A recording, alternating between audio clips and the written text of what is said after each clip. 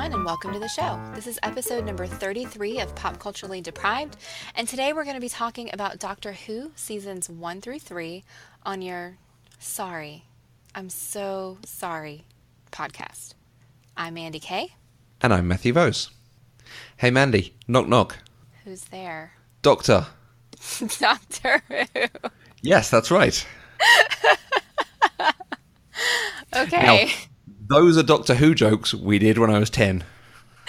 Those are the jokes that are allowed. Oh, but the show did it so well. We'll get there. We'll get there.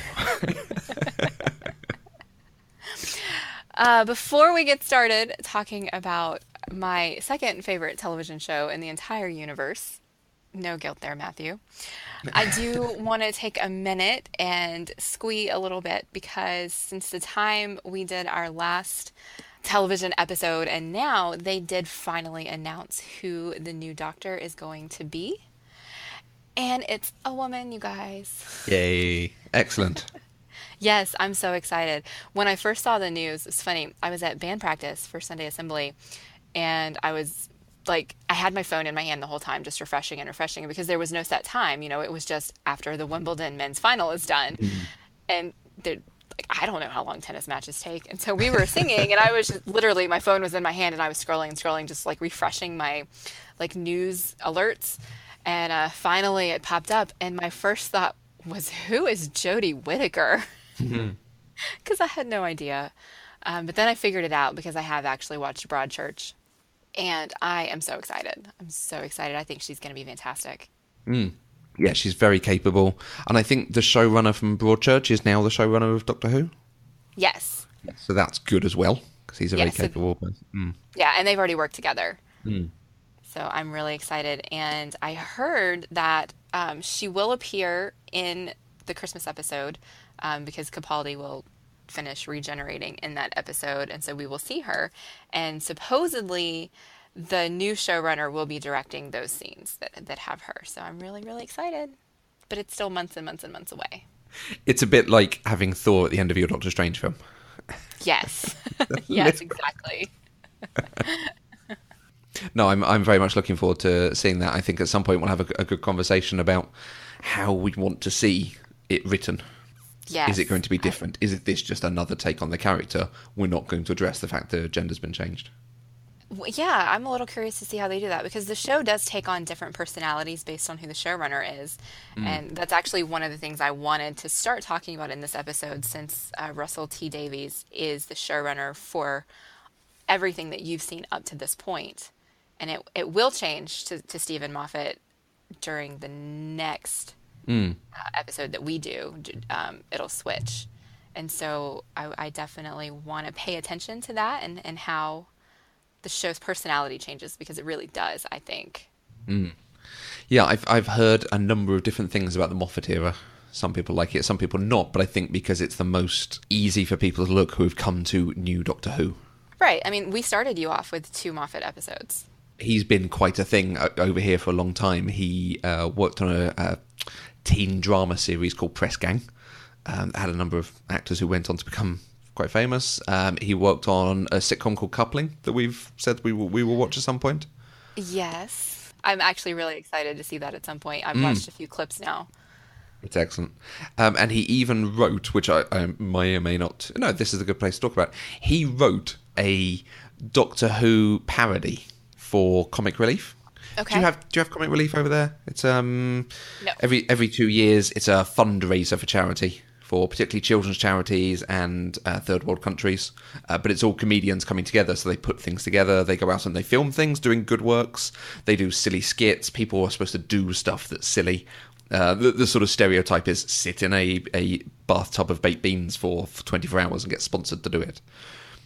It's very silly, but it raises a lot of money for charity. And one year, 99 it might have been, they did a Doctor Who parody, Doctor Who and the Curse of the Fatal Death, which has a whole thing about him and the Master and the Doctor and the Daleks, and it's all very silly. But it ends up with Rowan Atkinson is playing the Doctor, and he gets killed, and he regenerates into Richard E. Grant. And he gets killed very quickly, and he regenerates into Jim Broadbent, who gets killed very quickly. And he regenerates into Hugh Grant, who gets killed very quickly, and he regenerates into Joanna Lumley, and she takes the Master by the arm and goes, this is something I can live with, and walks off. Nice. And that was written by Stephen Moffat, and it's very, very funny. And that was effectively the 13th Doctor, being a female Doctor. Awesome. That's interesting too, because that's before the reboot even happened, and Absolutely. Rowan Atkinson, Hugh Grant, and you didn't mention Bill Nighy in that, but those three were all up for the role of the Doctor, and I wonder if it's because they had previously done this parody. Yeah, maybe. It's interesting to me. I can't imagine any of them doing it. I remember when it did restart with Chris Eccleston, Eddie Izzard was highly touted for it, and I'm a big fan of his and his comedy. He would have made an excellent part in that role. Okay. Well, before we get started, I want to tell everybody a little bit why I decided I really, really, really wanted to do some PCD episodes about Doctor Who when it's something that I love so much, when usually we're watching things that I've never seen before. And a lot of it is because, for me, Doctor Who is something that I really, really want everybody in the world to watch. Just like Buffy, I think everybody should watch it. You know, there's a Buffy episode for everything that you feel or think, and I kind of feel that is also true for the Doctor and for Doctor Who. And Doctor Who is a show that came to me late in life. I didn't start watching it in 2005. It was, probably 2008.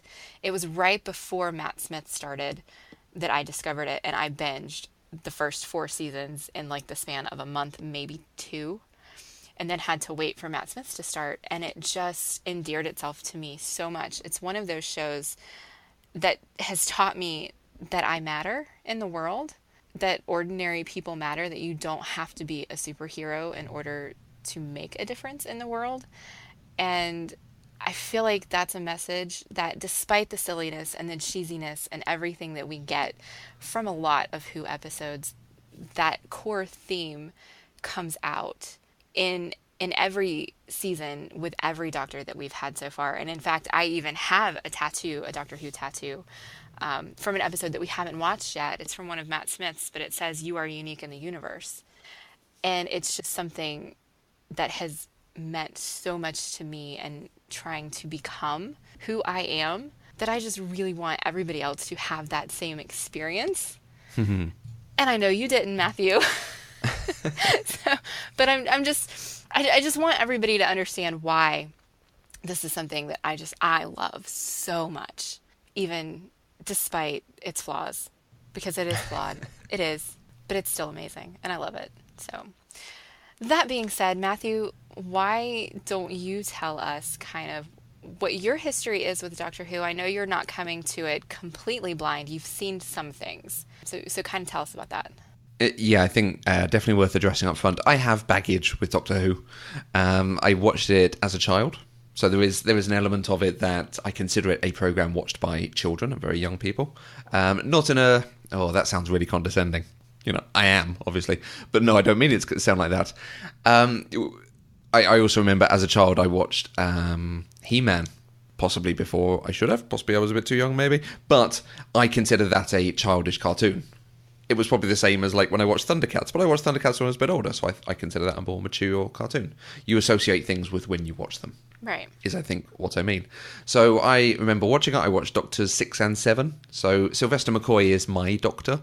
He's the one that I remember, and I can actually remember his stories. I owned the video of one of John Pertwee's serials, Death to the Daleks, which I can remember enjoying it at the time. But I also remember appreciating that it could be pretty poor. Part of its charm was it's a little flimsy. They're generally running around some sort of quarry pit in the north or in Wales. And the monsters are a little ropey. But you indulge yourself, and it's in some of the writing and some of the setup that I think it was meant to have been more engaging. When the renewal happened in 2005, was it? Yes. Yeah. When the renewal happened. Airing, yeah. Yes. I watched a lot of Christopher Eccleston's series. I really enjoyed it. He was very good. Some of the stuff that they did was very good. It was quite interesting to see it shift into this episodic rather than serial nature, because up until that it had always been every episode was actually part of a sort of 4 or 5 part story. I didn't really watch it when it switched to David Tennant. He didn't hugely appeal. Billy Piper didn't hugely appeal. And it was about the same time that I was moving to London and starting a career up here. So I've never watched it since. And I've dived back in occasionally. I've watched a couple of Peter Capaldi. I watched the 50th anniversary special because everyone was watching it, so you had to. No, you really didn't. Because it doesn't make sense if you just watch that in the middle of everything else.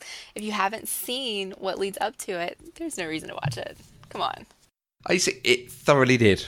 I got a lot out of it, and particularly having watched Christopher Eccleston's episodes and the episode Dalek in most above all of that. Yeah, I felt it did. But Okay. hopefully I will gain a new appreciation for it in this watch through. Okay. A little bit of background on Doctor Who. I'm amazed if anyone's 12 minutes into this episode and, or not sure about or not aware of what Doctor Who is. But Doctor Who is a British science fiction series which started in 1963. It originally starred William Hartnell as a time traveller called the Doctor. Due to poor health, he wished to leave the show in 1966, so the writers devised a process called regeneration, wherein the Doctor transitions to a new face, body, and personality when he dies or is mortally wounded. Between its initial release and 1989, there were 7 actors as the Doctor. In 1989, after 26 seasons, the show was cancelled due to failing viewing numbers and a rising budget and competition from other series and movies. There was a one-off movie special that was made in 1996 which saw good viewing numbers, but it wasn't considered successful enough to go to a whole new series. I think one of the things there was trying to sell it to the United States and internationally in general, and it did not take off at that point. Here endeth my history with Doctor Who. But during the late 90s and into the early 2000s, a gentleman by the name of Russell T. Davies lobbied the BBC to reboot the series in a way that would be more accessible to a 21st century audience.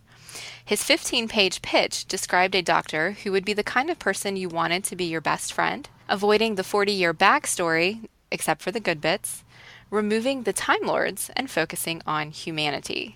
The BBC did order 13 episodes, and Davies wrote 8 of them, giving us our first season of New Who.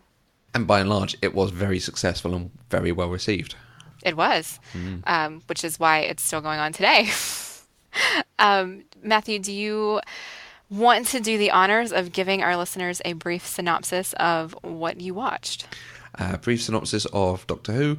The time-travelling Doctor and his companions meet new people or new aliens. They make Doctor Who jokes. And then the Doctor saves the day through some sort of machination. Well done, Doctor. I got nothing. Because you're not technically wrong. Mandi, how did you get to watch Doctor Who this time? In the United States, Doctor Who is now available on Amazon Prime. Except for this most recent season, it's still not on Prime yet, which is frustrating because most people don't have Amazon Prime, but most people do have Netflix or Hulu. And since I've been watching the show, it has made its run through all of them. It was on Hulu, then it moved to Netflix, and they took it off of Netflix, and now it's on Amazon Prime. So I hope it stays or goes back somewhere that's a little more easily accessible for folks.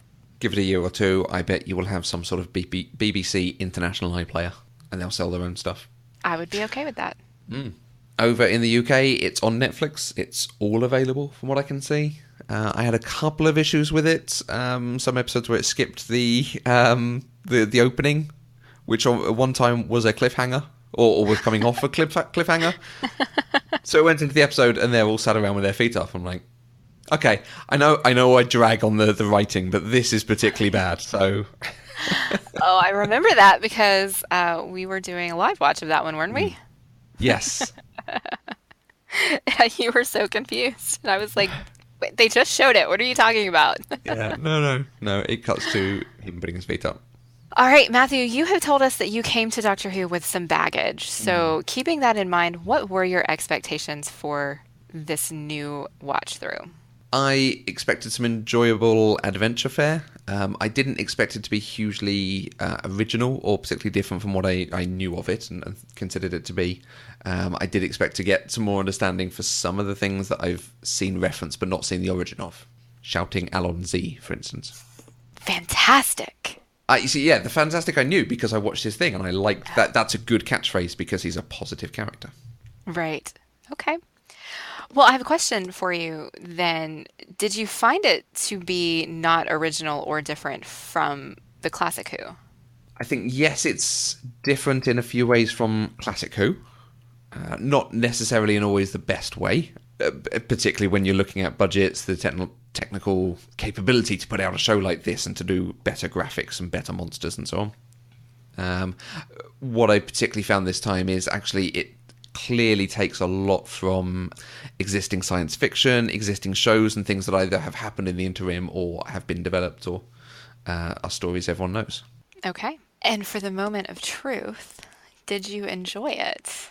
So far, not so much. Okay. There have been moments and episodes, surprising moments and episodes, where I have particularly enjoyed them, and I can appreciate them as actually being very good examples of a show of this ilk. But a number of them I've come away quite incredulous, quite unbelieving, and not entirely sure why I watched it. Okay, now is that coming from just because that was really your reaction to The Last of the Time Lords? And so you're kind of, since that's the most recent thing you watched, you're projecting that onto everything? Or did you feel that way truly while watching other things? I definitely also felt it through the Christmas Invasion, Oh, okay. which I feel like you might have asked me to watch so I could see his hand being cut off. No, well, that was part of it. That wasn't the entire Okay. reason. Yeah, so what was the other one? There's another one in that David Tennant run with the family. I was Daenerys' going to say brother. probably Human Nature and the Family of Blood. Yeah. Yeah. I understand that you need some of that information about him turning human, but also you don't. And definitely you don't need 2 episodes to understand it. I will say that was not on my original list, but so Hmm. many people lobbied for me to add it that I Okay. did. Partly because there will be, I mean, obviously the callback to the watch was important for the reveal for the master when we got to Hmm. Utopia. But when, I don't want to say any more than that. Yeah, There's no, another no episode comment. that you will see in the future that you will understand why we wanted you to watch these, Okay. Okay. if that makes sense at all. I am already on the edge of my seat looking forward to it. Smart ass Matthew. No, I think one of my issues with it is David Tennant's Doctor. Okay. I have not found him to be a particularly likable character. Very much everything that I've seen is he's really awful to a lot of people. Like, he's really not very nice. And he wants to win. It's not necessarily that he wants to stop the peril that's happening to people. And generally, there is also this issue that the peril is quite often everyone in the world is going to be killed.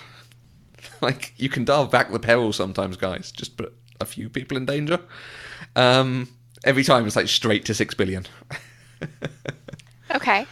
But every time there is something like that, I never get the impression he's going, everyone's in danger, I have to save them because it is my strict duty. It's, no, I'm the smartest person in the room and I'm going to prove it to you. This is how good I am. Which works in a film. It kind of works with a character. I referenced Doctor Strange. It works with a character like Doctor Strange, overcoming his humility and asking for help and defeating people. For the Doctor, where he is supposed to be traveling with people and having these adventures, very much it's about him being better than everyone else. I've not felt his... humanity is the wrong word to say, but I've not felt that he cares about people. He uses them and wants to triumph. And there was even one where at the end, people had died. At the end of Family of Blood, Oh. Martha reminds him that he made an error in all this and people died. And he was really not happy about being reminded about that. Yeah. And I quite appreciate that from both angles of it. You know, if we're going to go with the story that he wants to win and he wants to manipulate everyone around him, do that story. But I feel like they also want us to feel like he cares about everyone. It's so important for him to be liked when he treats Martha awfully. He's kind of okay to Rose, but he's an absolute dick to Mickey and Jackie. Oh, wow. You are just hurting my heart so badly right now. Okay, but I do understand some of what you're saying. And I realized some of that is just because we curated this list for you and we picked the most important things. And so there are a lot of facets of the Doctor's personality that you're not seeing because there Yeah. were a lot of lesser adventures and lesser peril. I mean, like Hmm. you're saying, everything that you saw went from 0 to 60, because we picked out the important ones. And so it's the important ones where there is the most to lose. And it's in all of the smaller ones that I think you get more of the nuance. Hmm. And you're making me think that I need to revisit the rest of the list and see if I should switch out some of the larger things to get some of that nuance in. Because when I watch these episodes in the same order and just these episodes, I tried to look at it with fresh eyes. Hmm. And I kind of came to the same conclusion like, wow, the, the doctor really is kind of a dick. But I've got the full story, even, from Eccleston all the way to Capaldi. Hmm. And so for me, it's reasonable and I understand why he is the way that he is. And I'm kind of regretting not giving you a little bit more than just this big stuff because you're absolutely right. You get to see him at his worst in all of these because in all of these, it's either the Daleks who he's terrified of, and so when he is that scared, he just gets mean. And we saw that with both Eccleston and Tennant. Mm. Yeah.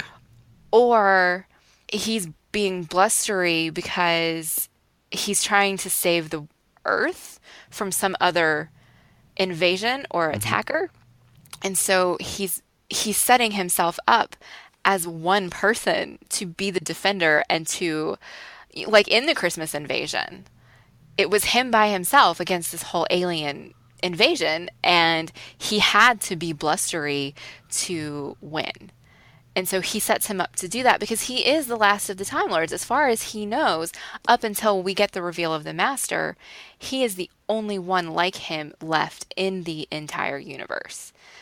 And that does something to a person. And it it makes him be arrogant and it makes him be, oh, I don't know the word that I'm looking for, but he does what he has to do, if that makes sense. Hmm. And I know that that's very different from what you've seen as far as motivation, because you really don't get a lot of the motivation because he doesn't talk about his life before. I know you've watched Classic Who, and so you've seen episodes where he was definitely not the last of the Time Lords. And so coming into this and not really getting the story of what happened other than there was a time war. It was between the Time Lords and the Daleks, and both races got destroyed, and I'm the only one left. Hmm. At this point in the story, that's really all you know. Yeah. And I know you probably have a little bit more since you did see the 50th anniversary episode, which heavily focused on the Time War. Hmm. But you have to, as you're watching, you kind of have to contextualize everything as you pick up more and more hints. For example, there's a conversation between David Tennant's doctor and the Master when they're talking about the Time War, and the Master is saying that he ran away because he was so scared, and Mm. he says something like, but you were there and you still survived, so that could only mean one thing. And the doctor says, I was the only one who could end it. And that's a big line. It feels like a throwaway line if you don't Hmm. really pay attention, but if you think about what that could mean, I was the only one who could end it, and the way it ended was the destruction of his entire race. Mm. That could have something to do with why he is the way that he is. Yeah.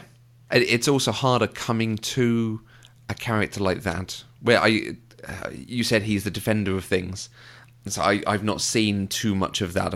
It's that he wants to be the smartest man in the room and to beat everyone. Whereas Eccleston, I got that impression he wants to go and save people. There's mannequins coming alive, and there's a girl who's scared, so he grabs her by the hand and says, "Run." Okay. And he wants to come in and be, yes, I'm going to make things better as an atonement for, like you say, at the time, no idea what the thing was, but for whatever is ailing him. Okay. I got that a lot more from Eccleston. I'm going to counter that with some Mm. examples. Okay. I mean, in Tennant's very first episode, the Christmas invasion, he wakes up when he really isn't supposed to yet, and he kind of sacrifices some of himself to save the world. And he gives this big rousing speech ending with, And when you go back to the stars and tell others of this planet, when you tell them of its riches, its people, its potential, when you talk of the earth, then make sure that you tell them this. It is defended.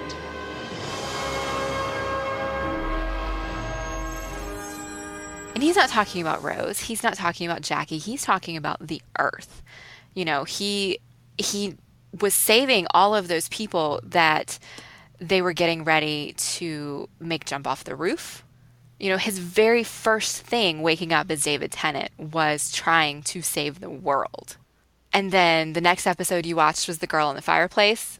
It wasn't quite so big, but he was very intent on saving Renette from these clockwork creatures.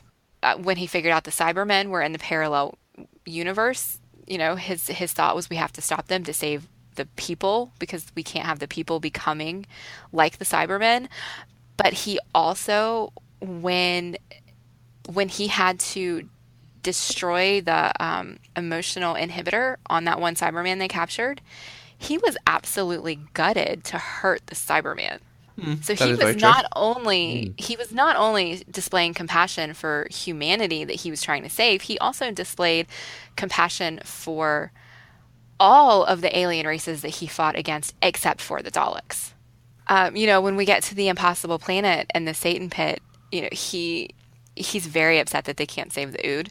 He was heartbroken at the end that he could not go back to get them off the planet. He got the people, he was able to save the people in the rocket with the TARDIS, but he couldn't make one more trip to the planet before it was sucked in to save the Ood. He was gutted. His personality, while he does come across as very arrogant and very, I'm clever, is still rooted in trying to do the right thing. You never see him fire a gun, even in Human Nature and the Family of Blood, when he has ordered all of the children to take up arms against this threat. And he's holding the gun, getting ready to shoot at these scarecrows, and he doesn't remember being the doctor. Something still holds him back. He never once fires that gun.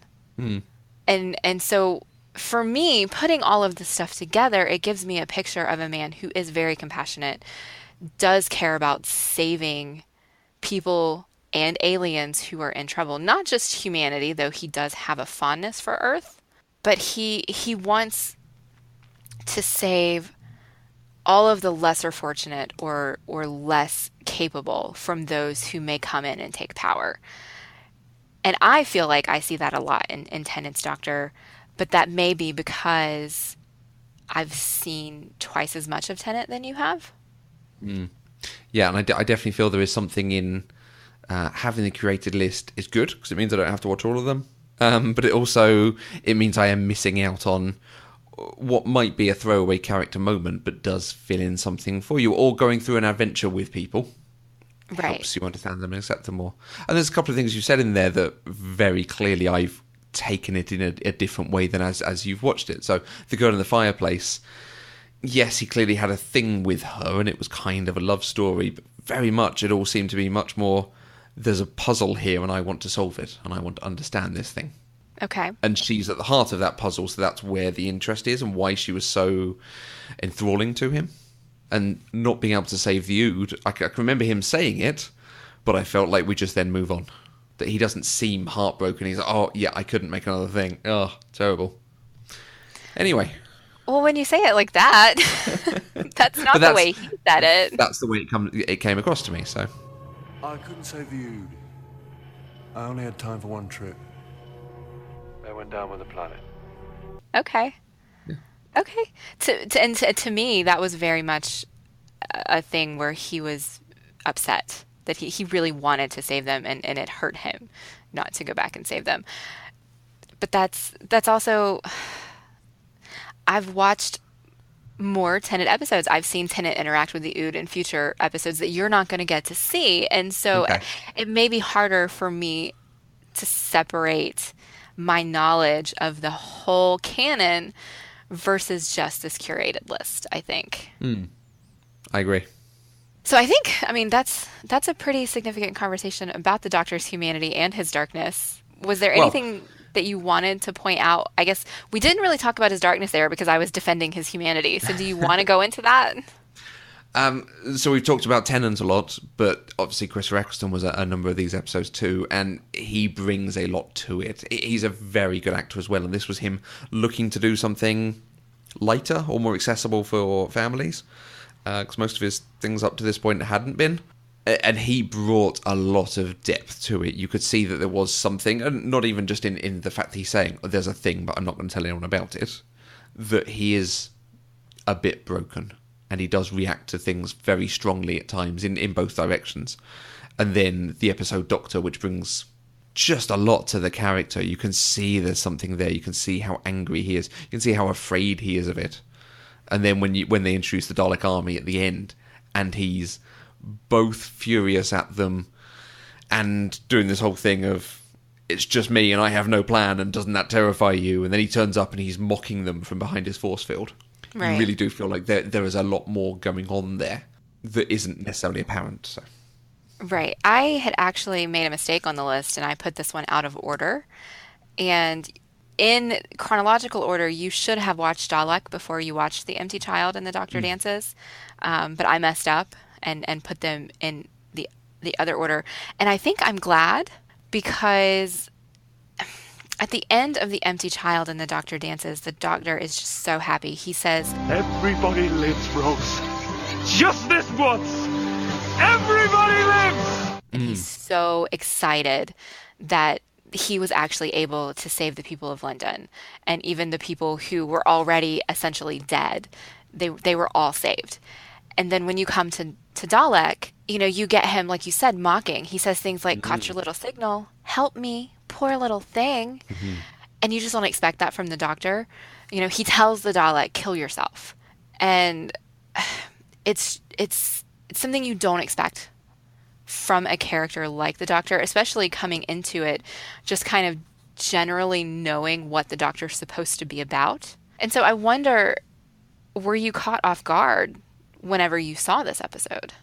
Yes, it was actually a really big thing. So I watched it live as the series was broadcast, and it was a big thing. This was going to be the New Who, and the Daleks are back, or there is a Dalek episode.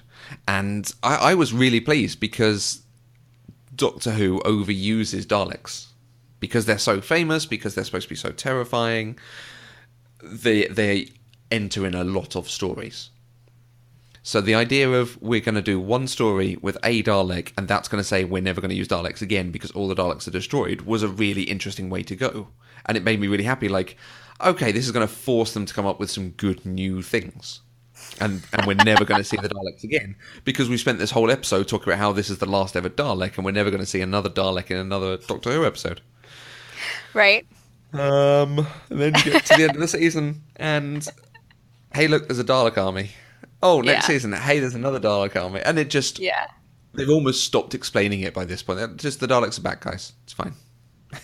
Yeah, it is what it is. Yeah. And that's been a complaint of Doctor Who since before new Doctor Who, just that the Daleks were overused. And the Dalek serial that Sylvester McCoy did, Remembrance of the Daleks, is truly wonderful. It does some really clever stuff. It does some interesting things with the threat of the Daleks and the plans they're coming up with. I seem to remember there's a sort of civil war thing going on with it.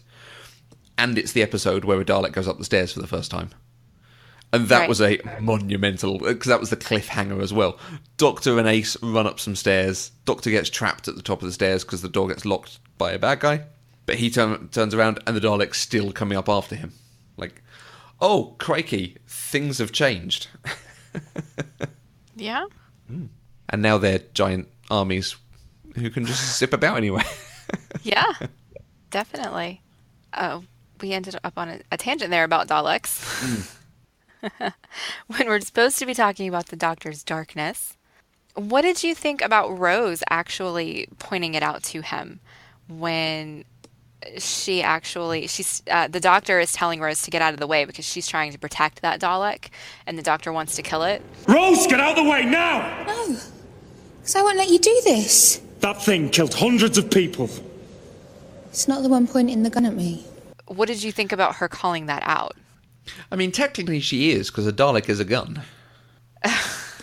Okay, but that's not the point. I mean, in the same episode, the Dalek even told the doctor you would make a good Dalek. Yeah.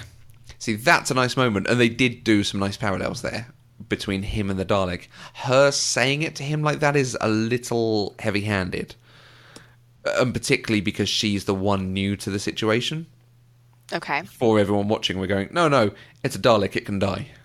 Right. Like they came to a nice resolution with it anyway. Okay. Yeah, no, yeah, you're right. Absolutely. I just wanted to see what you thought about that. Yeah. In these episodes, particularly right in a row, and then as we keep going with Rose ends up in danger a lot. Were you ever concerned that Rose was actually going to die? No. No. I was intrigued that, continuing on the Dalek theme, she touches the Dalek and it suddenly gets strong enough to break its bonds. Uh-huh. There was an implication there that there was more to her than met the eye. So I was like, oh, okay, maybe they're building up to some interesting story of she's actually part alien or something that will happen in the future will affect her now. But they didn't go that route. It was just, once you have time travel, do you have the DNA of a time traveler? And somehow the DNA on the shell of a Dalek can make it strong again. And then it blows up some electricity, and the electricity actually physically heals it. Yes. This is my incredulous face. I can hear it. I can hear your face, Matthew. And actually, in the thoughts, the notes that I made as I went through watching it, there were lots of questions in those first episodes and through the Chris Rexton series, where I'm sort of, wait, that thing does that thing, and that thing does that thing, and I think there were significant. I noticed as I was going through, I was asking significantly fewer questions, but it's because I get to a point of, okay, that does that thing. Okay, I'll believe you. All right. Whereas in the beginning, I'm like, really? Oh, that's interesting. How does that work? It's like, no, okay, you're just being silly now. Oh, Jack's immortal now. Good, thank you. Okay. No, that made total sense to me. Does that make sense to you? It makes total sense. I have a feeling it's something of a retcon. I'm not sure they planned it when she brought him back to life, because, and particularly, my thought at that point was, wait, why has she not brought all the other people back to life? Okay. Why just Jack? Come on. A lot of people died there. Because he was Jack. And she destroyed the Daleks at that point. She did? Yeah. Because then she knows how evil they are. Yeah. Because they're trying to kill the Doctor. Yes. Okay. Wow. Let's move right along now. Do you ever feel peril for his companions? All the time. Really? You think they're going to die? Yes.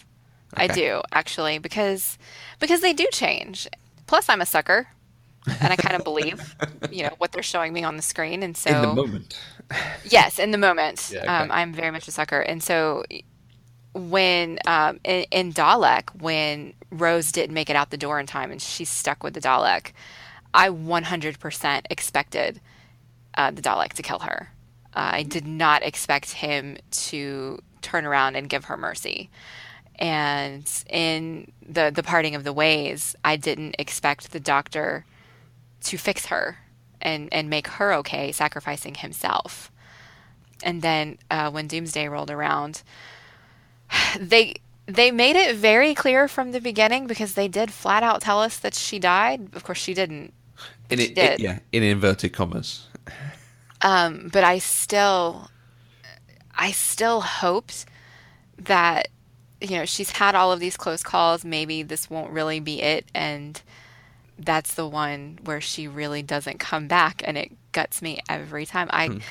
When I got to that, it took me a couple days to watch that one, because I didn't want it to be the last thing I watched before I went to bed, because I knew I was going to bawl like a baby. Aww. Even now, I still do. So yeah, and you didn't get to see very much of Martha, but there are times with Martha where the same thing happens. I don't particularly like Martha. She's my second to least favorite companion of the new era. but I feel for her because the Doctor does. You know, when she's in danger and throughout, you know, all of the companions, I feel the same. So yes, basically what I'm saying is I'm gullible and a sucker, and I do believe it. I do. And that's one of the problems with it being such a famous show with such publicity on it. You know when a new Doctor's coming in. Yes. You know that there is about to be a new actor. So you're not surprised that this is a story where the Doctor dies. And by and large, you know when there's a new companion coming in. Did you know that Doomsday was Rose's last episode? I didn't, but I knew that Billie Piper didn't last a huge amount longer than Christopher Eccleston did. Okay. And I knew that Christopher Eccleston was going to leave at the end of the season because that had been a big story over here. Right. The fact that they've launched this new thing and it's been successful because we've had one episode, and 2 days later there's an announcement of, oh, he hates it and something's happened and he's going away now. Yeah. Well, it also helps that on the curated list, you know, it's broken out by these are Christopher Eccleston episodes and this next one is a David Tennant episode. Right. So I know that you knew that was coming. So speaking of the Doctor and Rose, do you have any thoughts? I mean, now you've seen the Doctor interact with Rose and you've seen the Doctor interact with Jack and you've seen the Doctor interact with Martha. Do you have any opinions on the differences in how he interacts with people? Do you think his relationship with Rose was anything more than his relationship was with Martha? I think he treats Jack a lot more as an equal. And he is a little more equal in some ways because he's got more experience with the supernatural, the pre-natural, the fantastic, whatever we're classifying this as. He understands it more and is an adventurer himself. And certainly when he comes back, there is more going on there. But if we're talking just Rose and Martha, I think I preferred Martha as a companion. She generally had a little more agency and a little less... She was less flappable. Rose quite quickly goes to, oh my god, there's a thing going on, with an assumption that she understands it, and then it turns out she doesn't understand it and she's made a wrong decision or done a silly thing. Okay. And how did you... I noticed in your notes that you made some comments about the Doctor changing once he was with Martha. Do you have any thoughts about that? Was he different? Did his character change? Was it just the way he talked to people? What specifically were you seeing where you thought he changed? So I only saw a couple with Martha. Right. Because it's not really the Doctor and Martha in Family of Blood. What's the first one? Human Nature? Human Nature, yeah. It's not really the Doctor and Martha in Human Nature. It's very much that's her story, with him doing a different story. You don't really see them in Blink, and then you get them together a lot in the Utopia trilogy. Do I think he's different with her? He treats her so badly. Because I'm fairly sure he knows she's in love with him. Because she's not too subtle about it. You know, I'm not good at reading signals, but I'd have picked up on that one. Right. So what should he have done differently? What should he have done differently? It feels like, from the episodes I've seen, it feels like he strings her along. Oh, wow. I don't get that impression at all. I feel like he treats her as a friend and never... I mean, that's why Martha knows the whole time that he's never going to fall in love with her. That's why she decides to leave. You know, he's not stringing her along. She is hoping that he will see her in a way that he doesn't, and he never once pretends to. Right. I have very strong feelings about David Tennant. I'm sorry. And I suspect if I'd watched some of the, in inverted commas, smaller episodes, I would have seen some more of that. Right. But because I'm watching the big episodes where we're introducing new characters who are going to be with us for 2 or 3 episodes, they build in a little bit of story, so there's some comparison there. She makes a comment about why she's there, because the characters themselves are more fully fleshed, whereas in a one-off episodic situation, she's the character being filled out more. Right. Perhaps. And perhaps that's part of the thing we need to consider in curating a list. So one of the things we've discussed, to anyone listening to bring them in behind the scenes a bit, is doing this for some other series that you want to watch. So if we say, we want to cover a Star Trek, But there's a lot of episodes for Star Trek, so actually let's pick out some of the most significant and do this similar kind of idea. Is there something we can learn from this and say it's not necessarily the two-parters, big, significant episodes that we need to throw in? It's the most interesting episodes, the ones where they do something a bit different or a bit unusual or a bit fascinating. Which is why you actually really liked Love and Monsters. Yeah, this is a very good point to talk about Love and Monsters. It's a really good episode. It's absolutely solid. The monster is bad, but then you find out the monster was designed by a 9-year-old, so I can live with it. Like, okay, fine. The idea for the monster is also not bad. It's just really poorly executed. And it's Peter Kay, who is a slightly larger-than-life comedian, doing the monster, so it was always going to be a really flamboyant performance as well. But the monster himself is only in it for 15 minutes. And the rest of it is a story about the people left behind, the people who are aware of the Doctor, but not part of the Doctor's adventures, and seeing them getting on with their lives. Particularly when you start throwing Jackie in the mix. I've never liked Jackie as much as I did in that episode. The writers have never liked Jackie as much as they did in that episode. Okay. And she's funny and playful in the sort of weird porn setup thing they've got going on. Hey, I'll make you a cup of tea. Why don't you come indoors? Boyo. But then throwing her wine on him. Well, yeah, and that's a funny moment. That is very good. And you feel real sympathy for her when she gets a call from Rose and you see she is actually very sad being left behind. Right. And the fact that when they turn up, Rose is very distracted and not really bothered about being there. The Doctor treats her very poorly. So it's a very nice look into it. And I can compare it to other episodes of... There's a great Star Trek Next Gen called, I think, Lower Decks, that just follows some random ensigns and lieutenants who work for Riker and Worf and so on, but are having their own little thing going on, and they don't have all the information that we would normally have from the main characters. It's nice to do that as a one-off. I am really going to have to rethink the next section of episodes, because you're right. I think coming into it as being such a super fan, it's very easy to want to point to just the big stuff and to say, oh, this was magnificent and this is why it's so amazing. But if you haven't been there for the little moments, then it's not amazing to you. Not from a character perspective. Right. Yeah. So at this point, I don't know if I need to swap episodes in or just add episodes and make you watch more. I don't know. I have to figure this out. I think this might be some time. What would you add to the list? So let's not take anything out first. And if you're adding, if you're about to add 15 more episodes, you're taking some off. But if you're just filling in gaps, if you're saying, here's, let's say the next season, I'm going to start with episode 4 or 5 or 6, like I did with Human Nature, actually it might have been worthwhile putting in 1 or 2 beforehand, just to ingratiate myself with the characters more. Yeah. Well, so I'll be honest with you, and guys, I know that we're kind of off the rails on actually talking about the meat of these episodes, but for the list now, I'm wanting to add more Donna Noble episodes, but I feel like in order to do that, I need to go back and add her introductory episode, which you saw a snippet of, because at the end of Doomsday, Donna Noble's the one in the wedding dress who shows up on the TARDIS, and the Doctor's going, what? And then you don't see her again. I really liked the callback to that he had the same reaction to the Titanic. He did. That's really nice, yeah. But it's really nice because we're introduced to Donna in that episode, and then season 3 starts, and it's all Martha.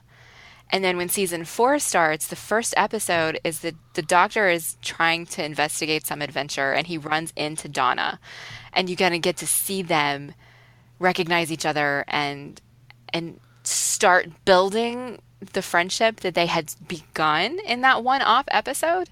And so I feel like those are the kinds of things that you need to see. Like, why do these people like each other versus, let's watch all of the things where they're fighting the big bad. Yeah. I mean, so it would be like going through Buffy and watching just the season finales. It's kind of what it is. And, then throwing a few extras in there, but you're missing out on all of the character development that gives you the reason to be invested in these characters. Yeah, I think that would be worthwhile revisiting Okay. and having consideration of it. Yeah. And I'm going to put a plea out to the listeners. You guys take a look at the list. You can find it at tiny.cc/PCDwho. It will also be linked to in the show notes, and we'll tweet it out a lot. Take a look at what we've got set up for our next month's episode for what Matthew's supposed to watch, and let me know some of those smaller, more nuanced episodes that you think we should include. I think there are probably a few that would be really beneficial. So reach out, let us know what you think. We said there about introducing characters and getting to know them, and that I'm watching these big episodes and not necessarily taking away the character that you want me to take away. And in some ways, I'm not going to take away the writing, because there's bits of the way they write Doctor Who that I don't enjoy. I don't enjoy his omniscience. He suddenly goes, oh, I know how to defeat these guys, grabs a thing that we've not been introduced to before and beats them. Or he suddenly, there's a cliffhanger, and then the next moment is he does something. It's like, oh, okay, he's figured it out. He's fairly godlike in the presentation at times. But we can also talk about things like the way they use John Sim, which is just wonderful as the Master. That was a properly nuanced performance of having a character who is fun and silly and knows he's generally better than everyone else and up to no good or doing something different, and uses it and plays with it. And it's very interesting to watch that. Some of the other episodes that we watched had some of that from the guest characters. There were a couple of the people on the Doom episode, Satan Pit. The Doom episode. It's Doom. They have sound effects from the video game Doom in that episode, and the story is mostly the video game Doom. I'm going to have to take your word for this, because I still don't know anything about Doom. But in the Doom episodes, we got a bit of insight into some of those other characters, and the story they had going on was very interesting. And that's a little bit reminiscent of some of the really good classic Doctor Who stuff, was very much about them. They appear on a planet or some area of Cardiff, and there's a thing going on by a quarry pit, and they go and investigate and get involved in it, but it's not necessarily their story. And I've really enjoyed it when it's been seeing them come into something, we get to learn about these other things going on. Okay. I think I'm the opposite of you, which is partly why I curated the list the way that I did, because I'm even thinking towards more recent seasons, and the episodes that I tend to like the least are the ones that take me into the lives of people I don't care about. Okay. And I'm very much about the Doctor and his companion and the few people who have been consistent throughout. And that's just me. I guess it's, we always talk about how I have this thing for found family, and that is what I go to Doctor Who for. Honestly, is the Doctor and his companions, and the few other people who get let in. They're the ones that I care about, and so I didn't care about the people on the Impossible Planet and the Satan Pit. There's a Capaldi episode where they do, I can't even remember what it's called, but there's like Ghost under a lake, and there's all these people, and I'm like, I don't care about you guys. I don't care that you're dying. I don't care that this is freaky. I just want to see the Doctor and his companion have adventures. That's what I want. And so we're coming at this from two completely different perspectives, which I think is fascinating. And it speaks to the fact that we do react to a lot of the stuff we watch in different ways. Yeah, yeah. And that's one of the other reasons, perhaps, why I liked Love and Monsters so much, is the Doctor wasn't in it. And even the stuff I felt that was going to happen to them, what I thought was going to happen was he knew Jackie had a way of getting to the Doctor, so he'd go to the Doctor for help and bring the Doctor in. But even they didn't do that. This guy was utterly about to be destroyed, and the Doctor turns up with Rose very annoyed.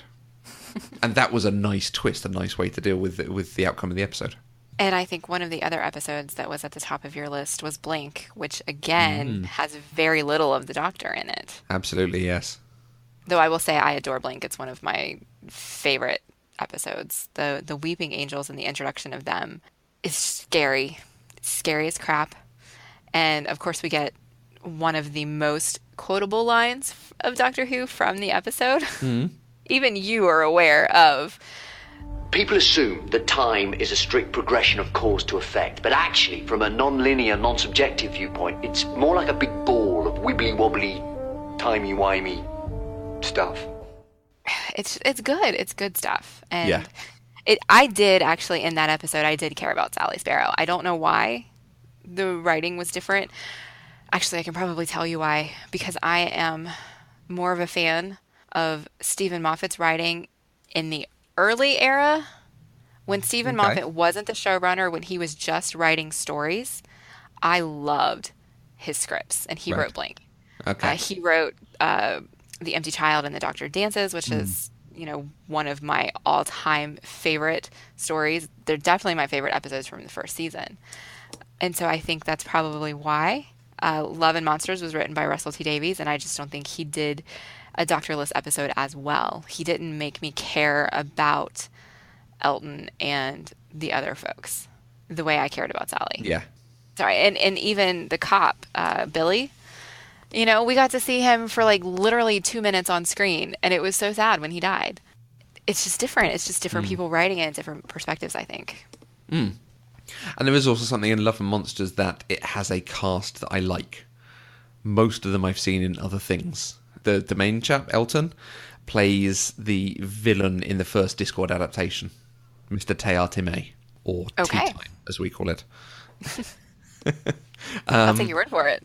The lady that he falls in love with, Ursula, I recognise her from Moaning Myrtle, and I've just seen her on stage in Girl from the North Country. Of course you have, because you see everybody on stage. She's been incredible in everything, and she was incredible on stage. She was the best thing in a wonderful show. So it sort of makes you like them already and want them to get through it. Yeah, I can understand that.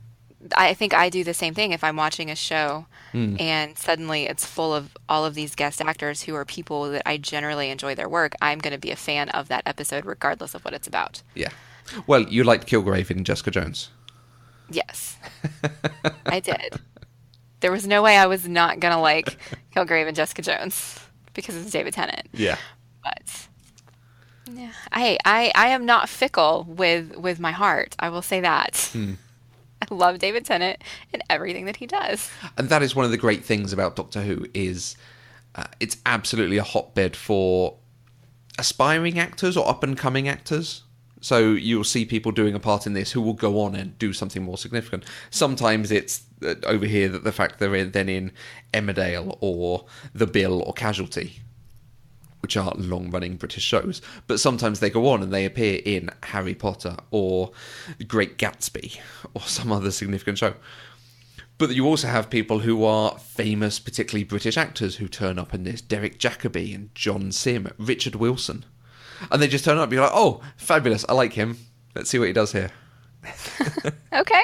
Yeah, no, I get that totally. It makes me wish I was more familiar with British entertainment. But I have to be honest with you, Doctor Who is the very first British television show I ever watched. And I didn't start watching it until, like I said, like 2008. So I am British culturally deprived. How about that? But not for very much longer.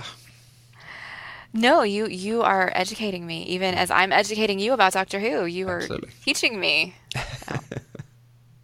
And there are a lot of things that it does quite well. Sometimes it tries to do them and it doesn't do them so well. So particularly trying to be creepy. It's again one of those things from Classic Who that it's quite a scary show and people, the whole hiding behind the sofa from the Daleks thing.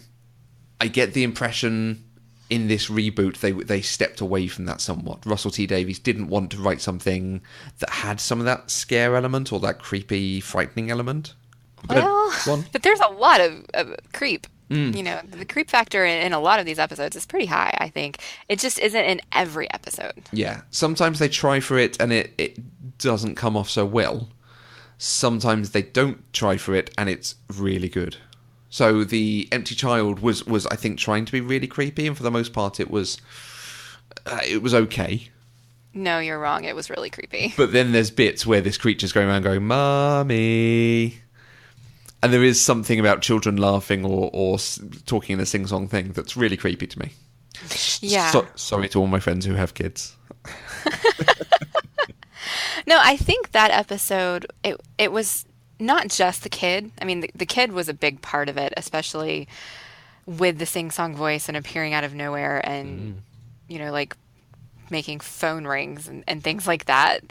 But just even the other gas mask people, the patients in the hospital, suddenly sitting up in bed and things like that. It reminded me of some sort of like classic horror B movie. And I tend to be really freaked out by those. Right.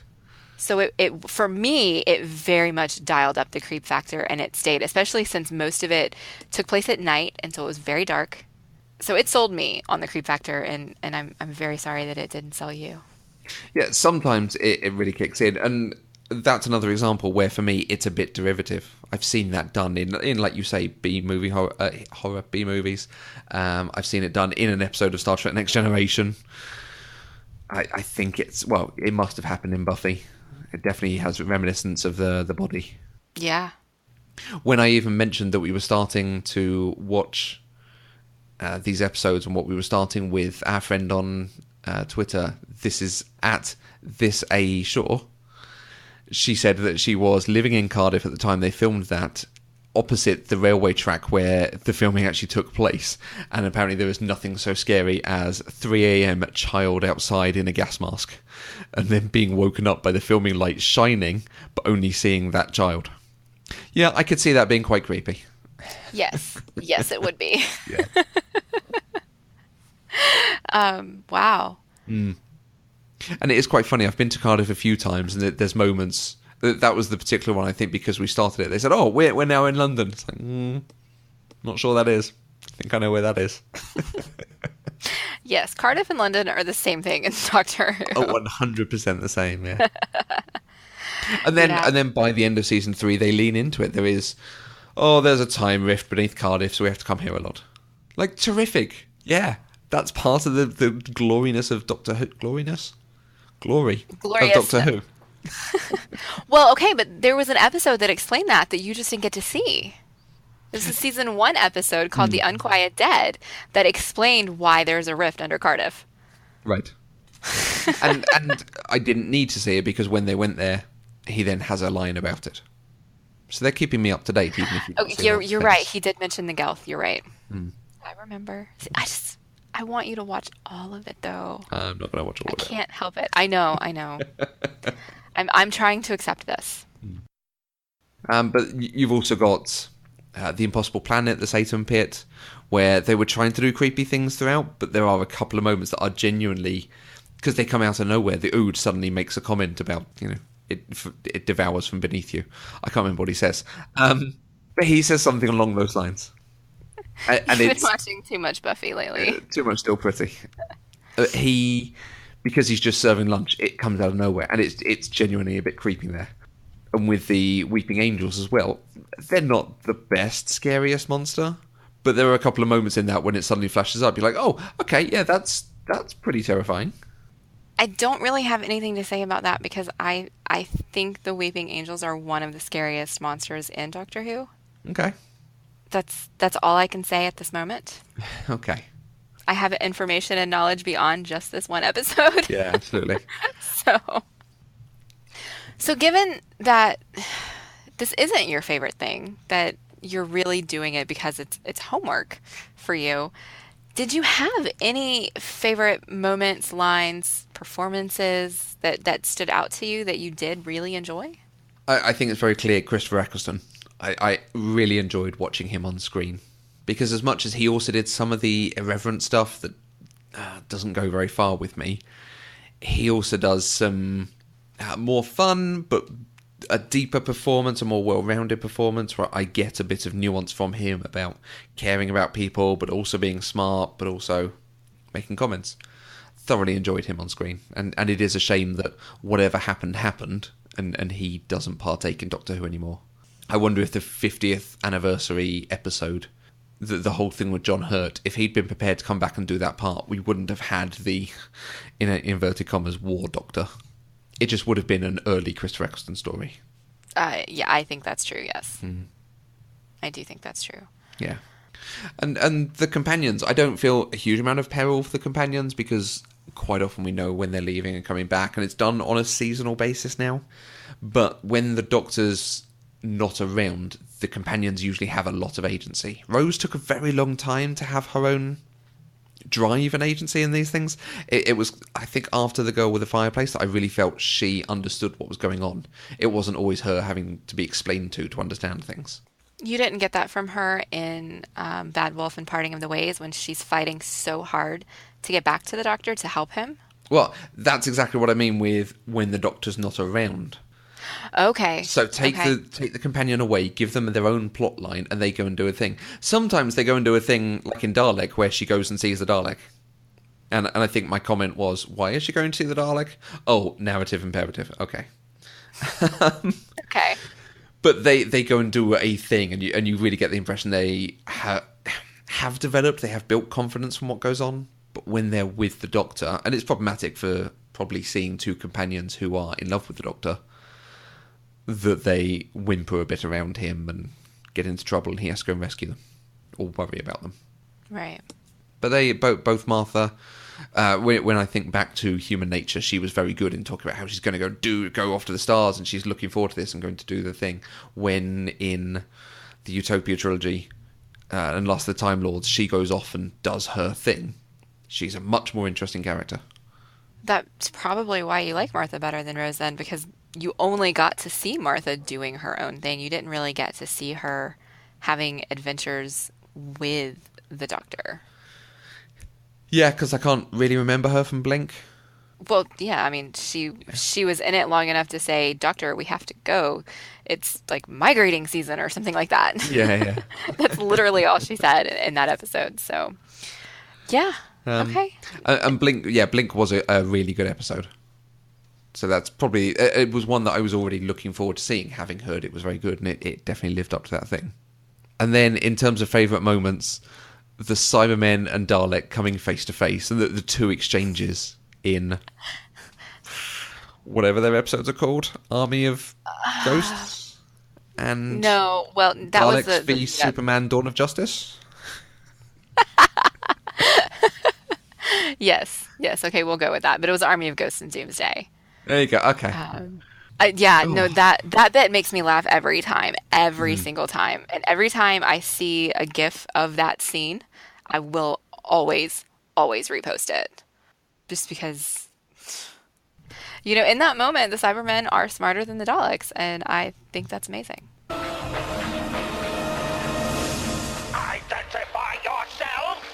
You will identify first. State your identity!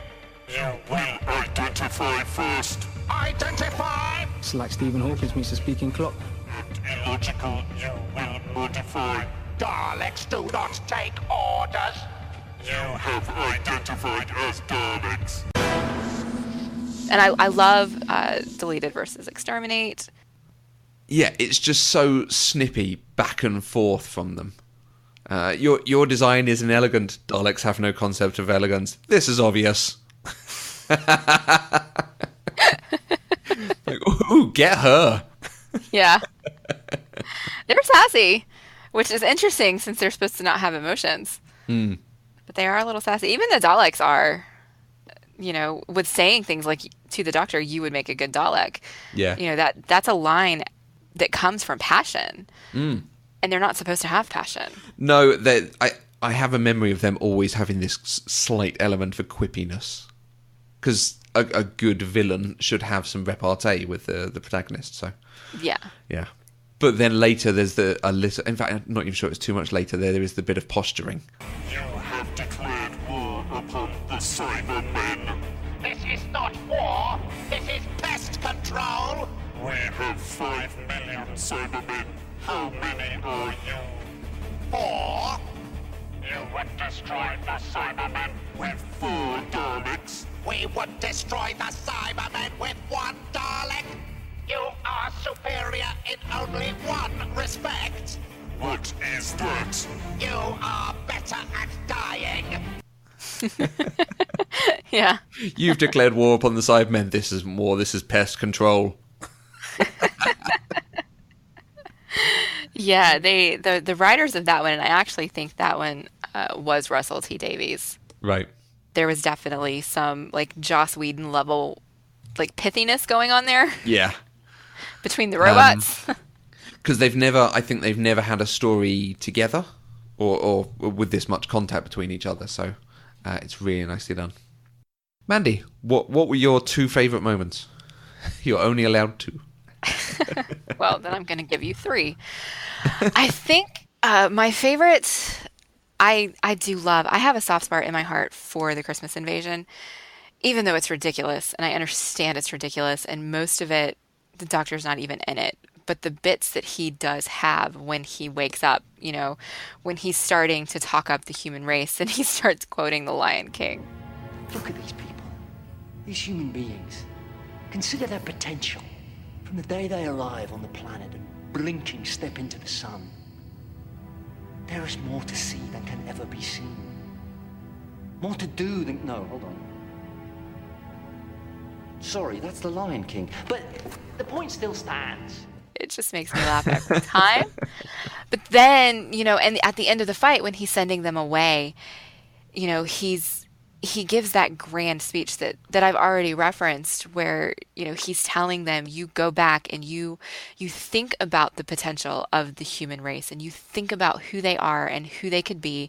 And before you go tell other people that they should come here and invade this planet, you just remember it is defended. And that line, "it is defended," has always stuck with me. It's one of my very favorite things that the Doctor has ever said. I love it when he just gets all passionate about Earth. That's really what it is. Nice. That's what it is.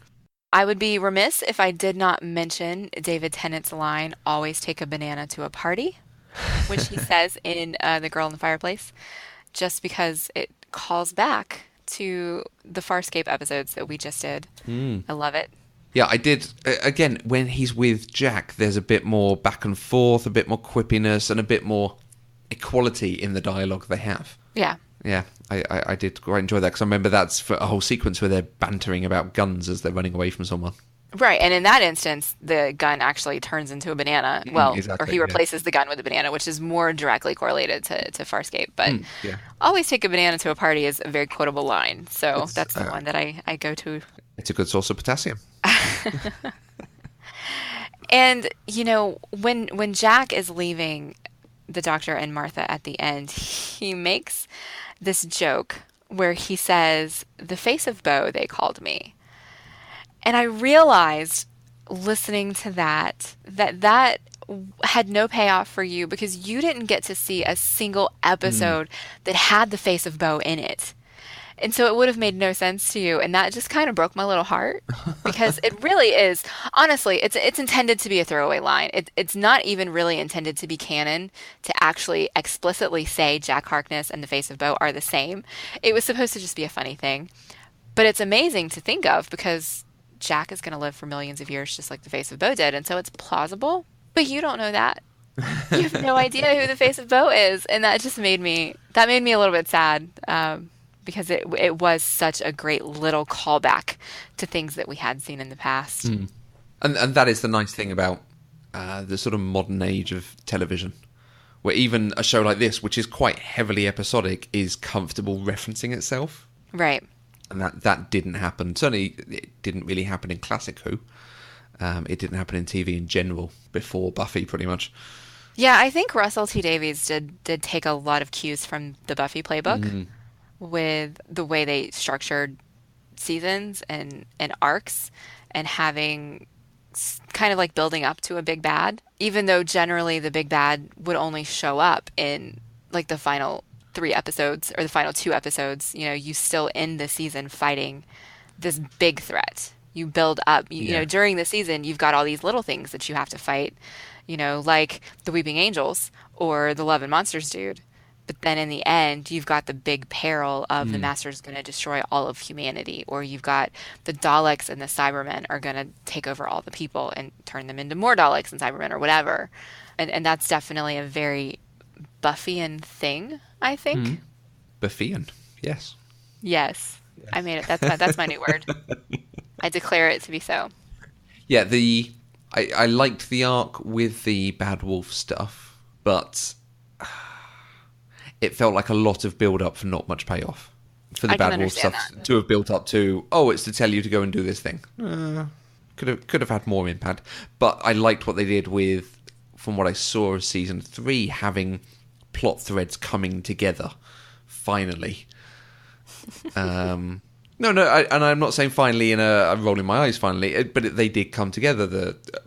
Possibly they intended this with Jack, but certainly when they then wrote him in to do other stuff, this was part of his character, and then they bring in the Doctor becoming human and the Last of the Time Lords, and it came together very well, all the different sporadic things we'd seen. Actually, can you answer a question for me? When did Torchwood run? Has it happened by this point, or is it about to happen? No, it has already happened. When Jack runs and holds on to the side of the TARDIS, that happens during the run of Torchwood. So he is already doing Torchwood or whatever, and there's a few episodes. I haven't actually watched Torchwood, you guys. I'm embarrassed to admit this. Because you're pop culture deprived. Yes. But I did look this up at some point, and I know that there's it's kind of briefly mentioned in passing that he goes off and has an adventure with the Doctor during the run of Torchwood. But when he's leaving Martha and the Doctor at the end of, what episode was that, Utopia? He's going back to Torchwood. Right. So Torchwood had already started at this point. Yeah. And because Torchwood is referenced in Bad Wolf, which was quite nicely done. And then it's used in the Christmas Invasion. So it's then set up towards Doomsday, and I'm assuming maybe after Doomsday they start the series of Torchwood with him rebuilding it? I think so, yes. Yeah, okay. Because you did not get to see the episode where Torchwood actually comes to be. That was one that we skipped because it's about werewolves. And it's really not very good. Okay. But yeah, in the canon, Queen Victoria started Torchwood to actually fight against the Doctor. She declares the Doctor an enemy of the state, makes him leave, and thus begins Torchwood. Oh, and it evolved over the years. So, but you didn't get to see that because it was about werewolves. Okay. And we skipped the werewolves of Doctor Who. Right. And I will have to say, mentioning the Christmas Invasion, Penelope Wilton as the Prime Minister was excellent in that. Really enjoyed. I love her. I love Harriet Jones. I wish, and I'm going to keep saying this, I just wish you had seen all of the episodes. I wish you had seen her introduction in season 1. But I wouldn't show you those episodes to save my life because you would have hated them and they would have been awful. I mean, the alien, oh my gosh, the aliens in that episode, the Slovene, they're terrible. They look terrible. They're awful. And it is written into the script that one of the byproducts of the Slovene wearing human suits to look human is that they fart a lot. Right. So no, I was not going to show you those episodes. Now, it's ridiculous and they might look bad, but for me, that's part of the charm of Doctor Who. Okay. Is that you are suspending an element of disbelief. But you can't do that when you're using CG and creating armies and trying to do high quality effects, both practical and computer generated, because you have to buy what's on screen. So when it's not done well, you go, well, that's a bit poor. But when it's all a bit poor, when it's the same street that you've been filming the whole season in, and you're going back to that quarry pit again, you go, okay, I can run with it. It's fine. I know you had a budget. Okay. All right. But it's me coming with baggage of that's the charm of it, and this doesn't have that charm because it's trying to elevate itself, which doesn't need to be elevated. Lean into the silliness and let me imagine the fill in the gaps. Okay. I will definitely have to do some shuffling of the next grouping of episodes for sure. So moving out of this discussion now and looking ahead, what expectations do you have for the next segment? I am really concerned that you're going to be disappointed and that you're going to hate it, because that's kind of what I'm getting from you here. So Is this like a Farscape season 3 thing for you, like it was for me, or are you hoping it gets better? I'm yes, I'm hoping it gets better. Do you think it will? Is probably the better question. You're allowed to laugh at that joke though. That was quite funny. No, I'm very interested to see Matt Smith. I'm hoping I enjoy him more. From what I've seen, I think he's got more humility, from my understanding of the character, where David Tennant annoys me a bit with his smug arrogance, because it's just not British. Okay. And I think I'm going to have to tailor it against my dislike for kooky Brit stuff, because I also know there's bow ties and fezzes, which have been the same thing with the 3D glasses and the trainers. Right, right. I do actually think you're going to like Matt Smith better than David Tennant, which is interesting because I hated Matt Smith at first. It took me a long time to warm up to him. Is that because he wasn't David Tennant? Yes, he was just so different. I mean, he was so very different. He was different from Eccleston. He was different from Tennant. He brought something completely new to the story. Right. And I struggled with that because I don't do well with change, Mm. which makes you wonder why I love Doctor Who so much. So it took me a while. I think I had to get through seasons 5 and 6 before I really liked him. And then I went back and rewatched season 5 after liking him, and then I loved it. But the first time I watched it, I hated it. But that makes me think you might like it a lot more than I did, just because you do like the quirky stuff and you do like the silly a little bit more than this serious business thing that Tennant's got going on. Yeah. Okay. Well, I am excited and looking forward to it. So that's my hope for. I'm very interested to see what happens with him. I'm interested to see what happens with David Tennant, but it'll be interesting to see if they do change the character at all. I'd like to see him with new companions, maybe a companion who doesn't love him, and with multiple companions. This single companion thing, I'm not totally sure it works as well. Well, you didn't actually really get to see it, but he did travel with Rose and Jack. Right. And there was another guy with them for a little while. Okay. But he was stupid and I hated him, and I'm glad he didn't stay. The British guy from Dalek. Yes. Yeah. Yes. He was stupid and could not follow directions, and it was bad. So, yeah. Okay. Well, this week we are running a little bit long because there's just so much to say about Doctor Who. So we're not going to do listener feedback this week, but we are reading everything that you give us. So please continue to send that to us. And if you need a reminder, there are many ways that you can get in touch with us. If you want to give us your comments on Doctor Who or anything else that's on our list, you can use the hashtag PCDeprived on Twitter. If you'd like to leave us an actual voice message, you can go to speakpipe.com/eloquentgushing and record a 90-second message for us. We'd really love to hear your voice. You can find each of us on Twitter. I'm at Mandi K. And I'm at Matthew Vose. Pop Culture Deprived is 100% funded by listeners like you through our Patreon page. Any amount you can give, even $1 a month, it gives you access to exclusive content, and it helps to support the network and help us develop new shows. To find out more, please visit patreon.com/eloquentgushing. And if you want to keep up to date with the latest news and announcements, don't forget to subscribe to the newsletter. The link is on the website eloquentgushing.com. We'll be back next week with another episode of Pop Culturally Deprived, where we'll talk about American Beauty with our friend Vivian from the Burger of the Week and Fork and Bullshirt podcasts. Until next time, I'm Mandi K. And ooh-wee ooh.